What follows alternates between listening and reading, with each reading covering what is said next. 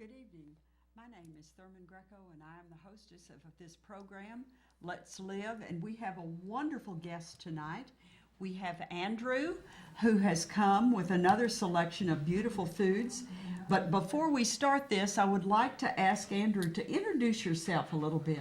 Remind us who you are and what brings you to this wonderful food. Sure. My name is Andrew Roberts. I run the produce department at Sunflower Natural Foods right here in town. We do a fully certified organic produce department, so you can shop knowing that everything in the department is organic. We think that's really important. And I come from Kansas, where I was doing some vegetable farming, and so I know a few things about vegetables. So there's a lot more to learn for sure. But yeah, I'm there all the time, so come in and see us for sure. Andrew, can people come in and ask you for suggestions? Can people come in and ask you about the food that you've got on the shelves? Of course, we encourage it and we love it. The beautiful thing about produce is that it changes so often, seasonally and just sheer availability. And we're always trying to bring in new fun things. And so every time you come in, potentially there could be something new up there, and it's perfectly reasonable for our eaters to say, what the heck is that? I brought a few of those tonight. So grab somebody and just say, what is this? How do I use it? What's it good for? Or what are the nutrition facts? And we'd love to tell you everything we can. And you have brought a wonderful selection of foods. And the nice thing about having Andrew is that he brings all the newest things, but he also brings things that are seasonal. So when you see something here, when he comes in for the winter show, it's going to be different food. So we started off tonight with some apple cider that's organic. Tell me about this. Tell me about this apple cider. So I brought this specific cider a little bit reluctantly because what I really wanted to bring was our local apple cider, but he hasn't fired up his press quite yet. So this is kind of a stand-in for the local stuff. But it's cider season, without a doubt. Who doesn't love apple cider? It's just, rot your teeth sweet and, something so kind of seasonal about it and exciting. So this is a good cider. This is pressed by Ziegler's, and it's a nice cider. But he keeps promising and then delaying. But in a few weeks, I'll be vague. Pete Taliaferro should start bringing his fresh. He presses it like Thursday and brings it to us Friday. It's just incredible, and he uses a whole mix of different apples in there, and it's just even better than this stuff. So I keep calling him saying, where's the cider? So this jar is symbolic. This bottle is symbolic of what's going to be available. Now let me ask you something. When these cider people bring a product like Taliaferro, is his recipe a secret? He's certainly never given it to me. So maybe I would say it's kind of a secret. He may not be following. I mean, it's so minimal as far as what he's taking apples and pressing them, and that's really all. He's not adding spice or sugar or anything like that. But the cider can change so much based on, if this week he presses 20% Macintosh and 40% Empire, and what does that leave me? 40% more Star King. You have a certain kind of flavor profile, and then if he changes that up next week, you get sort of a different cider. It could be a little more aromatic and florally, or a little bit more earthy, and so it's fun to every week kind of try a new cider potentially. It's a neat thing. So that's what we're getting around to, that when you buy cider this week, it's going to be different from next week's cider. So if you're into apple cider, the moral of the story is to get a bottle at least every week so you can try from each shipment, so you can try all the different flavors and the combinations. That's very interesting. So we're going to enjoy the Ziegler's product until Taliaferro comes in. Yes. And then when that happens, now, how often do you get the Ziegler in? Oh, maybe 2 times a week. So that product could change flavor a couple of times a week as well. It could. So, They're kind of a bigger pressing house, so they may be sort of trying to standardize their product a little bit more. But there's definitely going to be variation. They can't, right. each apple's different, so you can't recreate that product. Right. identically. If you're gonna make a cider from a fresh product, Mhm. you're as the season goes on, you're gonna have a different flavor. You cannot help it. Absolutely. So, ooh, this is exciting. Yeah. So, and this is really nice, and this can be used in homemade donuts or Yeah. whatever we'd like to try that with. And then here, we were talking about this earlier. I grew up in Texas, and all of the foods that are here right now, I really never saw these foods except for this one. The rest of them, I just really didn't. Now, what is this orange one what is this? These are persimmons. Persimmon is a really interesting fruit. It's a very short seasonal, a fall harvest fruit. There's a couple of different varieties. You want a persimmon to generally be like squishy ripe, like to where someone might pick it up and think it's rotten. That's really when you want to eat it. When you eat them green, they have this really strong, astringent puckery thing that they do, and they can be really actually unpleasant when you eat them unripe. So you want to leave them out room temperature and let them really get soft and nice, and then once they are ripe, there's nothing like them. They're sweet. I don't even know how to describe a persimmon. They're great. You should give them a whirl. Are these squishy ripe? No. No, these are not ready to eat yet. Yeah, I'd give these some more time. Okay. Now, do you cook them? I have cooked with them, kind of almost on a quick bread, like a banana bread, but make it a persimmon bread. Their texture is interesting. It's a little bit kind of coarse, a little bit stringy, but when you cook it down, it kind of breaks down a little bit. I would imagine you could jam them or jelly them. I've never tried it, but it would probably be a really nice, different kind of thing to spread on your crumpets. Have you ever heard of a persimmon pie? No. Me either. I But I'm somewhere in the back of my mind. I don't know what the deal is. Yeah, I bet it's been done. Now that we went over there because I was intrigued by these, tell me about this. This is a sweet potato, also local from New Paltz. Pete Taliaferro grew this one as well. They come in. They look a little beat up, the local ones. They their color's not perfectly uniform, and they have some scars and things. But don't let that deter you. They're still great. You can peel that skin off. They're beautiful inside.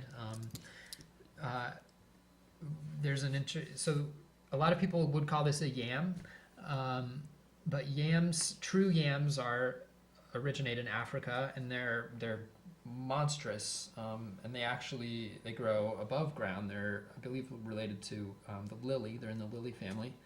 So they're these huge tubers, and they look similar, but they're gigantic. So if you go to the grocery store and you're buying what you think is a yam, it's botanically, horticulturally, it's a sweet potato. It's in a different family. Just an interesting fact, because we do get people that say, "Do you have yams?" And we say, "Well, not really. I know what you mean, but not really." So anyway, I just throw that out there, and it's kind of fascinating. But anyway, these are great. Pete grows a ton of these every year, and they're just nice. It's also sweet potato season. Thanksgiving's coming, and people are firing up wood stoves and wrap it in foil and throw it in your wood stove for half an hour, and you get this sugar bomb when it's done.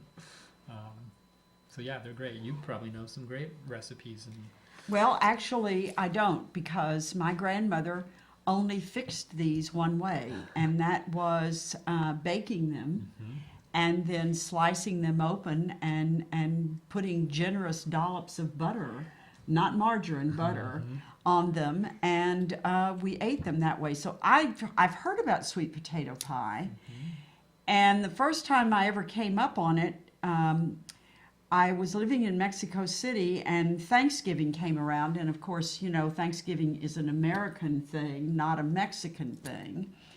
And so they didn't have any they didn't have any pumpkins in Mexico anyway. And so somebody made a sweet potato pie, cool. which was really good, but you know, I went back to maybe pecan or something. We kind of skipped it because for me, a sweet potato has this wonderful flavor, and all you do is bake it and put butter on it and eat it. And that's, you know, I'm not open to other variations. Sure. But there should be potato breads. There should be sweet potato breads. Yeah. And there should be sweet potato pies, and there should be all kinds of sweet potato things because they taste delicious. Oh, yeah, they're great. So this is something that, you know, and this is good if you have a young child. They're easy to eat, and they're delicious. They're nutritious. They're fun. This is something that a reluctant eating child Sure. will enjoy. That's a great point. Now let's go to this. Tell me about this gorgeous thing. This is a Napa cabbage. It is, you know, it's a cabbage at heart. It's in the same Brassica family. Cabbage are pretty high in sulfur, which is really good for you. And they're delicious. You know, I love cabbage. I eat a lot of it, but sometimes you get tired of your plain old green head cabbage. So this is nice. It's a little bit lighter, a little bit, you know, less dense. You can chop it down really small and just quickly kind of stir fry it, high heat, and the water kind of comes out of it, and it's delicious, and it really stands alone very well, I think. Some sesame oil and you know, some scallions in there with it, and you just have this really simple, beautiful, fresh tasting kind of thing. We in the past haven't kept Napa cabbage around at the store too much, but we've kind of committed to making it a constant item in the department. That and Savoy. I don't know why I didn't bring a Savoy, but Savoy is in shape closer to a green cabbage, but it has this kind of wrinkly, lighter leaf, almost like a lacinato kale kind of a leaf.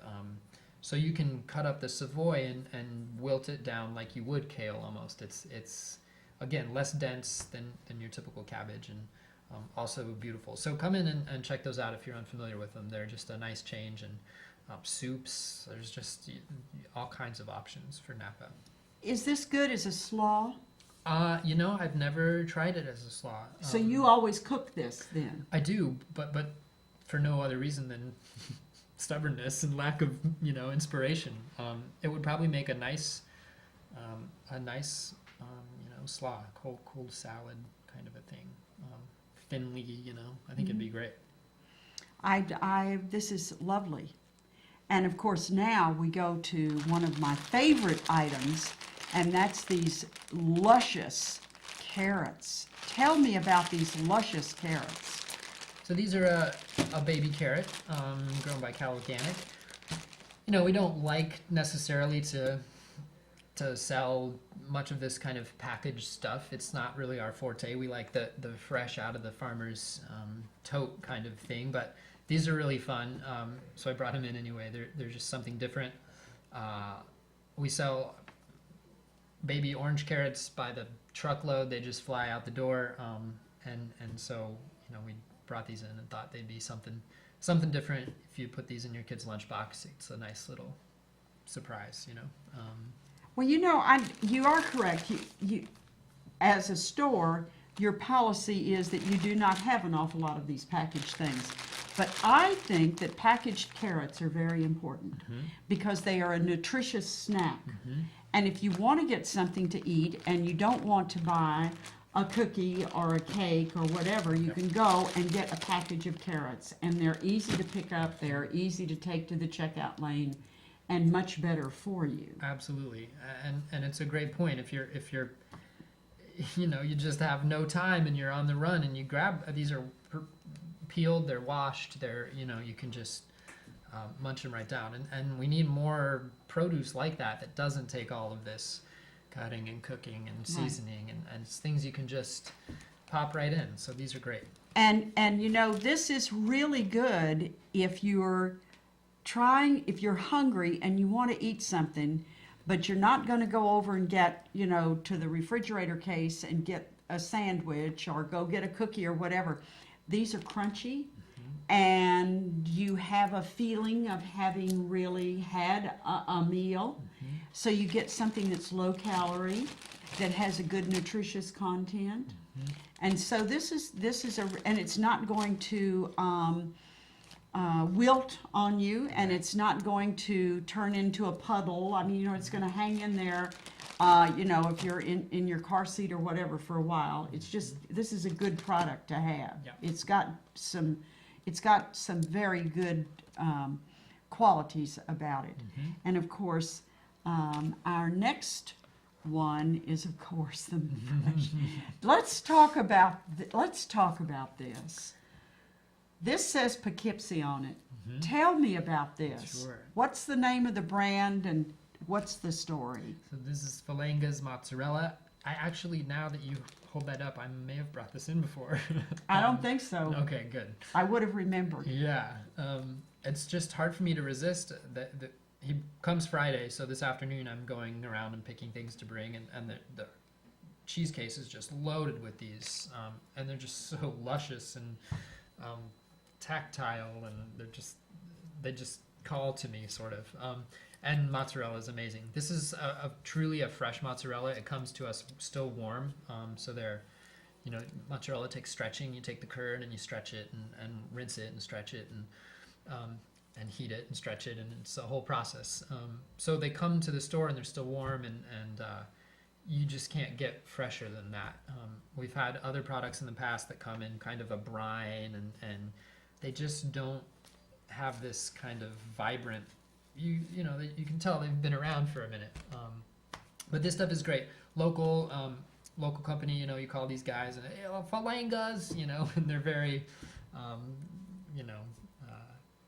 they know what they're doing, and they do it well. So it's a great product. Fresh mozzarella on your pizza or whatever it is. You can't go wrong with it. You put it on an Asian pear and it'd be delicious. That's true. Yeah. That's true. It really is. You think of mozzarella in a certain context, but it is very versatile. It is. It does go beyond the pizza. It really does. Yeah. Now let me ask you something. This company, what other products do they have? So they, as far as I know, they're just doing mozzarella, but they do a smoked mozzarella, which is beautiful. It's this kind of hickory brown color and smoky and really nice. The skin gets a little chewy because they've smoked it, and that's a fun product. They do rolls. They make flat sheets of this mozzarella and spread. I think one of them is garlic spinach, and they spread that and then roll it and cut it, so you get these kind of pinwheels, these cinnamon rolls of mozzarella. And they do like a sun-dried tomato and something else in there. And those are the four that we carry. They might do a few other varieties, but yeah, I mean, if you're going to a dinner party again and you're pressed for time, a couple of those rolls that's just a beautiful little thing to show up with. It's also, those little rolls are beautiful little things to take with you, along with, so that works out very well. Yeah. And then, of course, we've got some oregano here, but tell me, first of all, where this comes from, Millerton. So this is McEnroe. What else do you get from McEnroe besides oregano? We, I get as much as I can from them. They really know what they're doing. Their quality is just superior. Their kind of famous for their they do potting soil mixes and compost, bagged compost, and things like this. Certified organic at their farm, which is really neat. You can go to Houst and buy a bag of really nice organic compost from just across the river. It hasn't come from Oregon or something. It's nice. But anyway, they do veggies and they do them well. We in the summer we get their tomatoes. They have beautiful slicer tomatoes. And we're moving 1,000 pounds a week of slicer tomatoes from them. They're just that delicious. And everything else, kale, herbs, fennel, leeks. They do a whole assortment of things. But again, they do it well. Most of the year we have these clamshell herbs. I don't even know where they're coming from far away. And they're $2.99, and they just have a little sprig of oregano. But this is it's gorgeous, and they load it in there, and the smell is incredible. Oh my God. Oh. So it's fun to get this really high quality and local product. And if you're a meat eater, what I've taken to is just taking this entire bunch and just stuffing it in a chicken and roast it like that, and just let it do its thing, and it's really nice. This is lovely. Now, do they send other flavors than besides oregano? They do. We have thyme from them, and rosemary, sage. That might be about it. They do parsleys and cilantro, but we don't always have those from them. So, they're doing all kinds of nice little cut herb clamshells. Wow. So this is truly a lovely product. Yeah. And you can get a lot of different things. And of course, now you talk about stuffing a chicken, but you could make a bread with oregano in it. Mm-hmm. You could make a bread with oregano and thyme. You could make an herb bread that would be, because with the fresh herbs, it would be delicious. Oh, yeah. And you could also, on your, if you're going to make a sandwich, you could have the herbs. Mm-hmm. Now, you used a term, a slicer tomato. Mm-hmm. Tell me about a slicer tomato. So that's sort of a term we kind of just use in the store to differentiate between like a cherry tomato or a Roma tomato. So when I say slicer, I kind of just mean your beefsteak style kind of large round sandwich tomato kind of a thing. Okay, just a slicer tomato. Yeah. Okay, now what is this gorgeous thing? This is beautiful. This is called a watermelon radish, named because of its resemblance to watermelon. Sometimes they come in, their skin is a bit more green than this even, but they're just exquisitely beautiful. This color is, you don't see much in the vegetable world. It's here and there, but with this kind of potency, it's rare. These are very similar to a salad radish, a red cherry bell radish, or a breakfast radish. They have that nice bite to them and crisp crunch, but they're just so gorgeous. You could slice them thin and throw them on a salad, or I hadn't in the past really cooked much with radish, but I have a friend who's been making me these kind of. She'll take greens, a bunch of arugula and some thin sliced radish, and just kind of quickly heat it a little bit, and it's really a nice touch to dishes. In the past, I just kind of thought of radishes as you pop them with a little salt on them and put them on a salad, but it's been nice to play around with cooking with them. Now, would you peel this radish? I wouldn't. Okay. But plenty of people would. The skin's a little tough and a little blemished. But if you wash it and then slice it thin, you're cool. You don't even know the skin's there. Exactly. Right. Exactly. Okay. All right. Whoops. That's beautiful. Yeah, they're just so fun. And some we get, we get a 10-pound bag of them, and a few of them will be like softball size, and that's really fun. Have to really like radish to get one of those, but. Now, what is this beautiful thing? Look at the colors here. Yeah. Wow. Okay, so we've got browns and greens and goldens and these gorgeous oranges and reds. What is this? This is a golden beet. Ah, And it's gorgeous. Yeah, again, something that we haven't really carried in the past, but I've kind of said, why not? Let's have these in here and make them available for the people. Uh, Again, very similar to your red beet, but much more beautiful. You can steam these, and you have that sweet earthy beet thing going on. Roasted, we roast a lot of beets in our house, and they're really nice that way.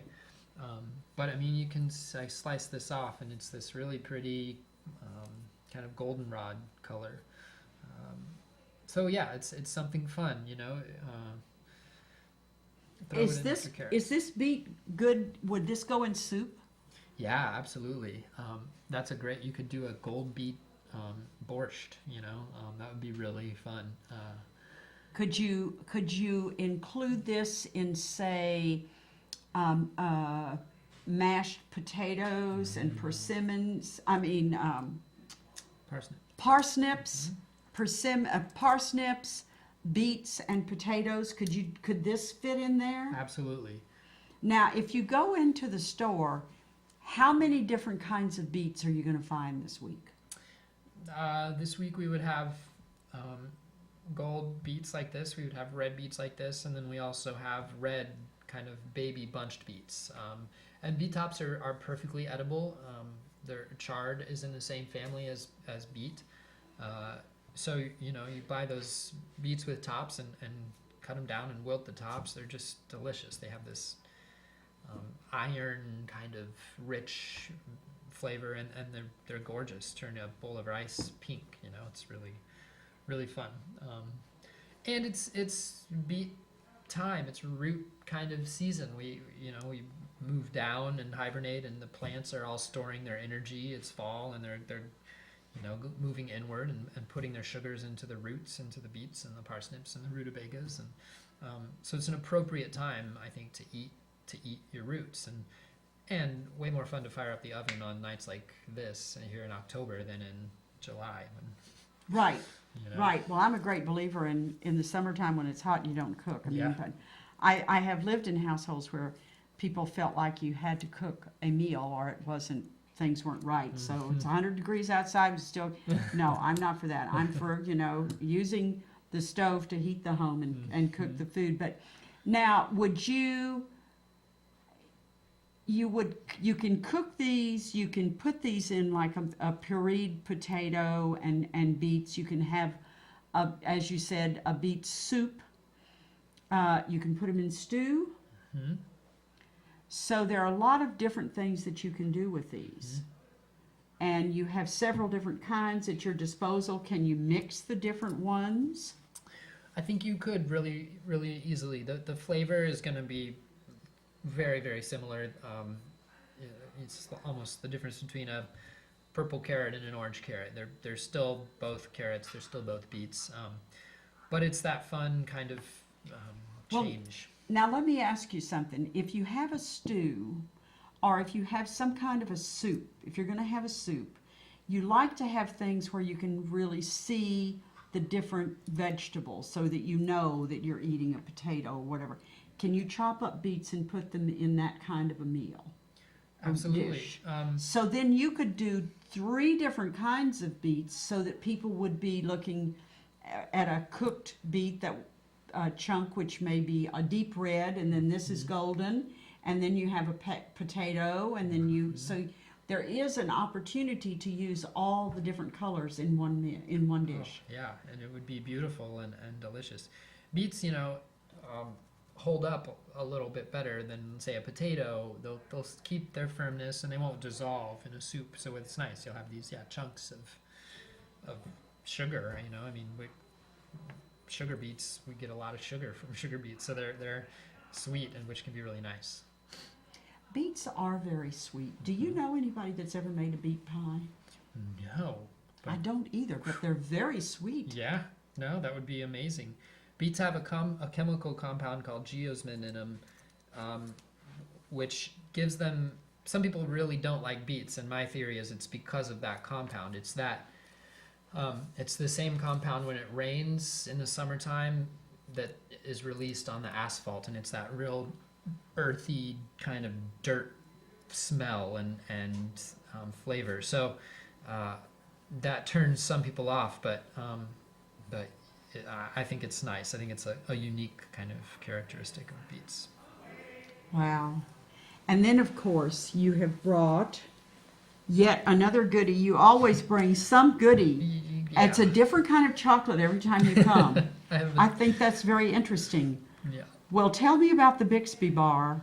These are just a fun, nice little product. They're $4 a piece. I was talking to someone at the store about it. It seems a little bit crazy. I can't necessarily defend that, but they're a very high. They're all the certifications on here: gluten-free, all-natural, non-GMO, handmade, fair trade. It goes on and on and on. So they've gone through the rigmarole of kind of saying we want to make a really clean, pure, vetted chocolate bar. And they do all kinds of really nice, unique flavors with currants and hazelnuts and,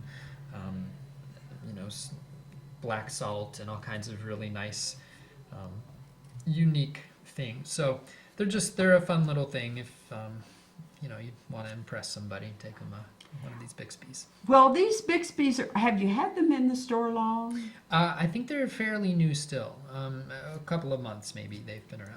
Okay, here is the interesting thing about these Bixby's. He's brought in 3 flavors. This one says a birdie chocolate bar. This one says a knockout chocolate bar.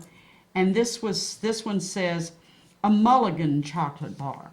And then if you look at the labels that are on the side, this one has 6, this one has 4, and this one has 7.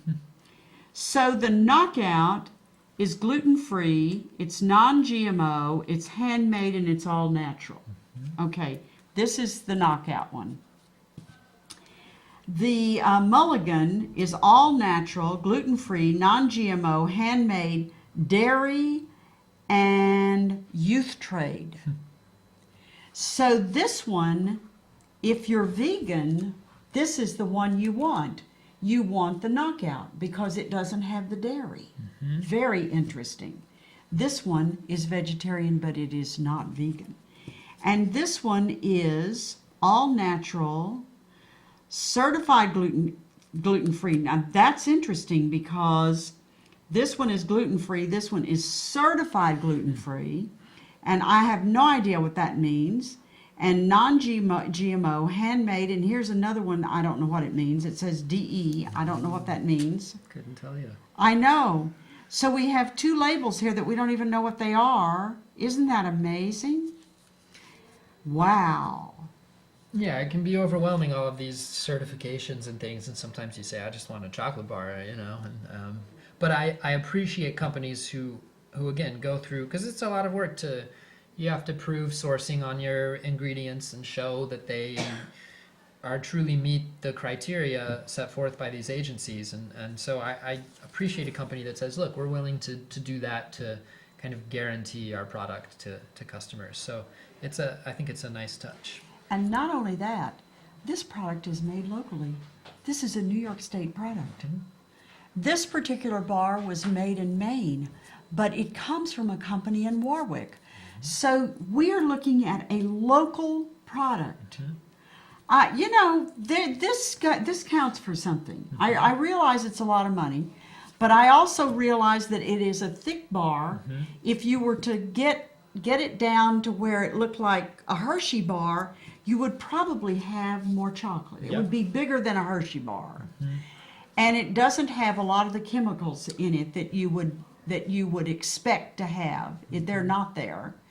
So you get a lot for your money, and there didn't have to spend thousands of dollars in transportation just getting this bar to us. Absolutely. This is local. You sell a water at Sunflower, which I drink. It's a New York State water. It comes from right down the road. So the guy who has this bottling company. It's spring water, it's local, it stays in the area, has the best flavor of almost all the bottles of water on the shelf, and the price is reasonable. Yeah. It's totally competitive with any other bottled water in town. And it doesn't come from, New Zealand or Paris or whatever. It comes from up the road. So this is very important. Yeah. So the more I look at these bars, the more intrigued I am by them. And the prouder I am that we have a store in town that cares enough. How did you guys find this thing? That's a good question. Andrew's the kind of purchaser for these, and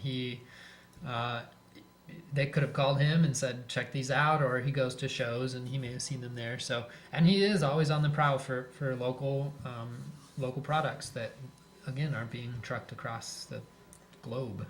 Yeah, that's extremely, extremely important. Yeah. So what's next on our lineup over here? Next, what do we have? Oh, those beautiful. Yeah, these are gorgeous. Also a local product from grown by Amy Hepworth. These are little mini sweet peppers, kind of a lunchbox pepper. They're not hot, but they're really fun. You can do them as hors d'oeuvres almost. This one's past its prime, and you could literally just toss this in your mouth and eat it. It's really sweet, delicious, peppery flavor. But they're so fun. They're little. They're gorgeous. The colors are just incredible. And you certainly could cook with them too. You could just cut them in half and do them real hot and fast, and kind of throw it on fajitas or ratatouille or anything kind of that you want a little bit of that peppery flavor in there. You know what? If you have a child who is a finicky eater, you can take these peppers, because they are so cute, and you can cut them in half, and you can stuff them with something that the child will eat. And they see these adorable they see this adorable food, and they will be attracted to it, and hopefully they'll eat it. At least you have a chance, whereas before you didn't have a chance. That's and that, right. I have raised children, so I know about that. And I had one who was really a finicky eater, and she would have gone for this, And of course, the color is adorable. And so this is really nice. Now, do you have other kinds of things in the store, or is this just something that is, these little peppers are special? Well, I mean, in terms of... I know you have the bigger ones. Uh-huh. You have beautiful bigger ones, but Yeah. this is something that this is just a special product, and it is also local. This is local, yeah, which again is part of the reason why we carry it. And yeah, it's you never know when I try a new product. I say, okay, let's bring these in and see what happens, and you just don't know. But people have been loving these. They I think because they're different and they're kind of unique, and the flavors there, you can't taste them at home obviously from here, but they're delicious. So What other products does this farm bring to you? What do they grow? This is gorgeous. Hepworth does kind of everything. They started small and they've grown successfully, and they're kind of a full service vegetable farm. Tomatoes, they do huge tomato business, peppers, greens, lettuces, kales, eggplant. They kind of do it all, which is nice because again they're just up the road, and they bring us nice stuff. What does a farm that's into this kind of product, what do they just not bring you anything in the winter? Basically, that's That's what happens. the short of it. Yeah, They just don't bring any more. Yep. So within a few days, this is going to be gone. Yeah, that 2 nights ago, at my house at least, was the first light killing frost. My tomatoes have all kind of Yeah, they're given gone. up the ghost. You Yeah. know? So and you have to assume all of Amy's went through the same thing, and peppers don't like a frost, and squash doesn't. So we might have these, they probably had picked some before that free, so we might have these through next week, but then That's it. it'll be July before we see these again. And there's something beautiful about that you can't have it all the time, and you kind of have to bide your time and wait for summertime to get these back. But we do miss them and their products and things. Amy does sell some things to the Hudson Valley Harvest kind of co-packing group, and they freeze a bunch of her things and then warehouse it. So we do have, say, frozen chard from Amy year round, but it's just not the same. There's nothing, Right. nothing like this. Right. So if someone wants to take advantage of this, tomorrow is the time, That's right. or maybe now. Yeah. If the store stays Could be open gone until now. 9 o'clock. It's something to take thinking about. Now let me ask you something else. Here you have a whole farm. She brings all of these products to you, and they take up shelf space. What happens when she shuts down for the winter? What goes on those shelves? It's a fun thing about my job, and it's also a really challenging thing about my job, is that, when you're stocking cereal, you just have cereal, but so when these go away, what happens? Well, luckily last week these came in. So there's this beautiful magic of every time we lose a product, it's like there's one waiting in the wings to sort of come in and swoop up its place on the shelf. So summer's going, so the cherry tomatoes she brings are gone. So then we'll move into, we'll get some Florida cherry tomatoes, but chestnuts will start coming, so they can fill that spot. And what else? Winter squash is coming in strong, and so it's fun to see this sort of dance of the produce as things fade in and out, and it's a nice thing. But like I said, it can be tricky to always have the shelves in abundance. So that's a challenge that you have. Well, now over here, now it's all by itself. This beautiful, beautiful Asian pear. Mm-hmm. Tell me about this gorgeous thing. So I was largely unfamiliar with Asian pears until the last few years, but they're a really nice kind of different type of pear. Your European pears, like a Bartlett or a Danjou or Bosque, are soften up when they're ripe. The Asian pears don't really soften up. It's slightly softer than an apple, but not much. So they're a crisp, real snappy pear when ripe, which is nice. A lot of people like that. I think pears can turn some people off because they can be a little, not mushy, but they have a little give to them. So these are great. Slightly different flavor too. Maybe not quite as sweet. But delicious nonetheless. You can bake with these really nicely too, again, because they kind of hold up and are a little bit firmer. So you could, again, throw them in a bread type of thing, cook them down like that, or just cut them in half and bake them with maple syrup on them, and then pour cream on them. Yeah. Oh, yes. Yes. Definitely Yes. an option there. Go, Andrew. Yeah, right. Just pour cream on it and it's good. So anyway, they're a fun thing. Also, kind of limited in their season. They're a fall. We'll have them around probably through Christmas, but not much beyond that. So they're something fun and different. Again, people have taste preferences, and that's perfectly reasonable. But I always say, well, if you just when you think you don't like pears, maybe try this one, or just when you think you don't like radishes, try this one, and maybe we can sidestep some of those aversions that people have for certain flavors and foods and things. Well, now, is this the beginning of the pear season? I would say we're towards the beginning. It's been going for a few weeks for sure, but yeah, this is kind of towards the beginning of pear season. So yeah, we'll have them around for a bit longer. So how many different kinds of pears? If I'm going to go shopping tomorrow's Saturday, if I'm going to go shopping at the Sunflower tomorrow, and I see that you've got this pear, but I'm not really sure, what's going to be my choice tomorrow? tomorrow morning we would have these Asian pears. We would have a Daju pear, a Bartlett, which is kind of your pear's pear, quintessential green pear, a Basque pear, which is also a European variety, but a little bit firmer, like an Asian pear would be.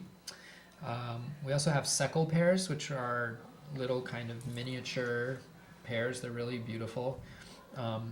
Also closer to a European pear.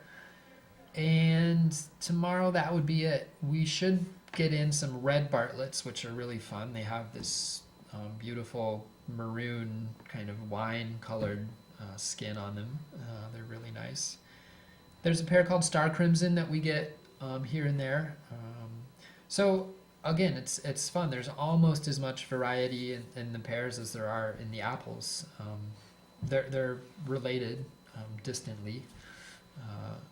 But yeah, and we're happy to help you pick them too.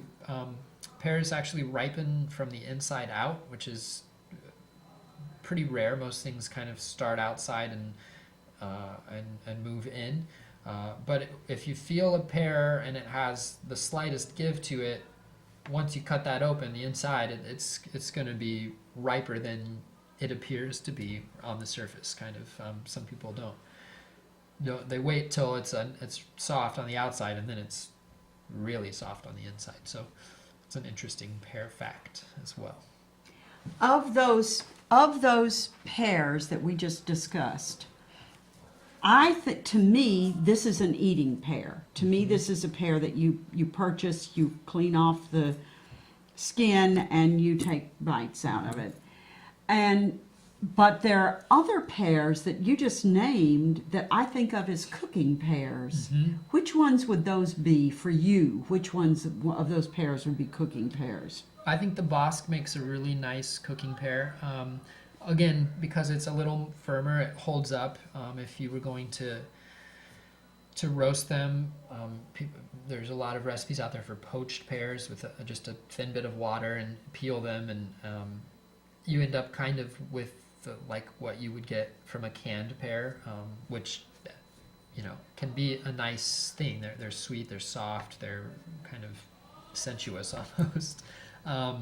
But the Bosque are nice. They're certainly sweet, but not quite to that. If you tried to roast a Bartlett, I think you would sort of disintegrate into kind of a mush pile almost. So I steer people towards the Bosque for cooking, and you can eat them out of hand too, but they're nice to heat and play around with. The first time I ever ate pears, I was in a foreign country, and the person in the kitchen had cooked some pears in a 2-quart pan of sweetened water. So it would be almost a simple syrup. Mm-hmm. And she cooked the pears until they were done, and then she served them in a bowl with the cooked pear and then some of the reduced simple syrup, and then a lot of cream. Yeah. Which kind of pear would that be? Oof. Which pear would that be? That's a very good question. You could probably get away with any of them. That's such a beautiful recipe, That sickle, that's the small pear. Uh-huh. That would look nice in the bowl, wouldn't it? Beautiful. Yeah. Yes. Yeah. And that's the fun thing. Some of these varieties are nice because they're beautiful. Their presentation is so nice. But to have that way too in your bowl, you get to have maybe 4 pears instead of just one. Right. Because they're teeny. Yeah. Right. But for me, a pear should be just eaten like an apple because they are such a beautiful, beautiful. The flavor is just too fabulous. Now, we've got some greens over there. How much longer are we going to have greens in the store? We'll have greens around all the time. They're, if they're not local, they'll start coming up out of Florida and California. Some Georgia greens we'll get. So they're around. These are both local, which we obviously favor.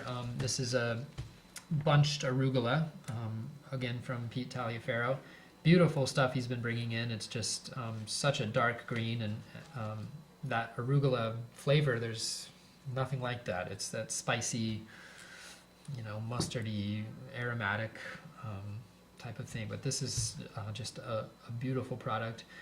It's kind of, there's kind of hardier greens like your collards and your kales and your more fragile greens. This is more of a fragile, you couldn't keep it around for too long. But the fragile ones are nice too because you don't have to cook them and cook them and cook them before you can eat them. You could just chop this down and throw it in even like pasta that you've cooked and drained, and it just still has its kind of latent heat in it, and the arugula will wilt down, and some cherry tomatoes and feta, and it's just quick and it's easy, and there's nothing like it. It's really nice, and it stands up on its own. Now, what about this gorgeous thing? This is broccoli rabe, also local. This is from Mark Cristo Farm. Broccoli rabe is in it's a huge family, the brassica family, the mustards and the broccolis and the kales, and they're all in this large family. But broccoli rabe's great. It's, again, really hard to turn people onto it because they don't know what it is or what to do with it, but it's kind of my mission to get this into people's kitchens. It's really fresh smelling and tasting. It has this like clean kind of aroma to it, and it cooks down just beautifully. The whole stock, I would almost not even cut this down, just throw it in a Dutch oven with hot coconut oil, and it wilts down. It does have these tiny little wannabe broccoli florets, which are really fun, so proving that it's actually related to broccoli. But like I said, I made it my mission to turn people onto this. So if you're ever in the store and you need advice or a recipe on it, definitely let us know because we want to put it out there. One of the things that I would, can you hand me this? Sure. I just think this is so beautiful. Mm-hmm. One of the things that I think is real important, and you talked about it for a minute or two there, is the fact that if you really are new to greens, you need to kind of dig around and find this, because that's how you know that it's broccoli rabe. One of the things that I have discovered in my adventures with food in the last 3 or 4 years is that when you present a green or a selection of greens to a person who's never eaten them or cooked with them, they get totally overwhelmed. But broccoli rabe has a flavor that's very familiar, so it's something that they don't need to be overwhelmed by. And once they see these little florets, this is familiar territory. Absolutely. And if you're not going to buy any other green, this is the one to go with first. Yeah. And because I've just seen people look at different greens and just through confusion and ignorance, not knowing what's what, just walk away. And what is the universal way to cook these greens? If you've got a green and you don't know what it is, what do you do with it? I really believe it's the I would consider it a braise. So a hot skillet, get it hot before you add anything into it. A thin bit of oil, and just drop your greens in there. Let them heat up and kind of flip them a couple times just to move that heat through the greens, and just cover them. And you can, for most of them at that point, you can turn the heat off, and they will just they will soften, they will wilt, they'll darken, their color will darken up a little bit, and you can't go wrong with that method. I really think. So what we're saying, we are out of time. Thank you so much, Andrew. This was such a wonderful program. Thank you very, very much. You're welcome. Thank you. We'll do this again. Good night. Wasn't this a fabulous